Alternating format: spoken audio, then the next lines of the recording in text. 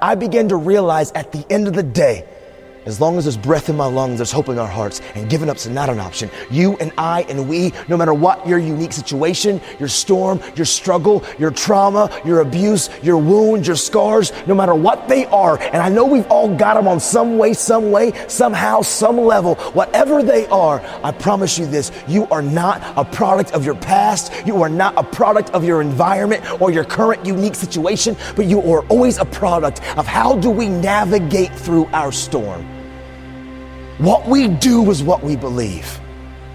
And in that moment, instead of giving up, I literally wrote the words, change the world. Literally, I wrote these words, change the world, and I slapped them and I put them on the prison wall in my cell. And I began to realize something. First and foremost, the mask that I wore that was supposed to keep me safe, it was the very thing that held me hostage and paralyzed me. And I wore the mask and I tried to protect and I isolated and isolating and letting nobody in. It got me to a place of brokenness.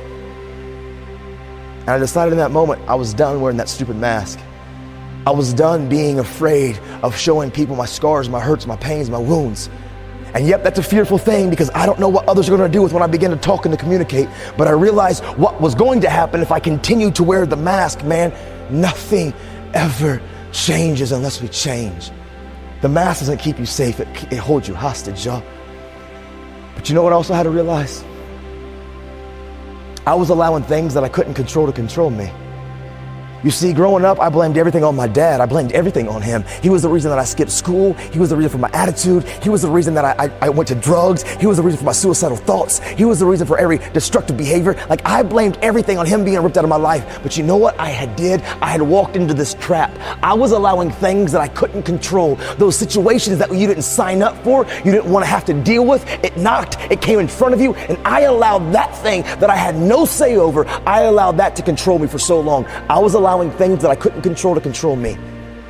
And I had to realize I had to take control of what I can only control. I can't control what you think, what you say, or how you treat me. I can't always control the situations, the struggles, the adversities, the abuses, the hurts, the pains that others have caused me, but I can always control how I react, how I respond, and what I do. I had to take control of me, control what you can control. And truthfully, the first thing that I had to do, which was the most difficult thing that I had to do, I had to realize the anger, the rage, the hurt, the frustration, the pain that I had towards my dad, I had to let it go. And I was scared to let it go because I had so much identity tied up in my wounds. But I had to learn I am more than my struggle. I am more than my wound. I have to let it go. Letting it go and forgiving him didn't justify it, didn't make it right for him. But if a family could forgive me for taking the life of their daughter, how could I continue to understand this, that the anger, the frustration, the madness, the pain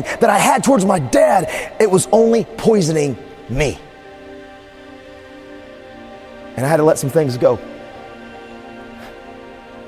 And that's a challenge. Because for so long, that pain, that wound, it really became like a safety net for me because it was my go-to. It was my reason for all of my struggles. And if I let it go, then I had to begin to face some of my other hurts and my pains. And that's intimidating and it's scary. But the truth is,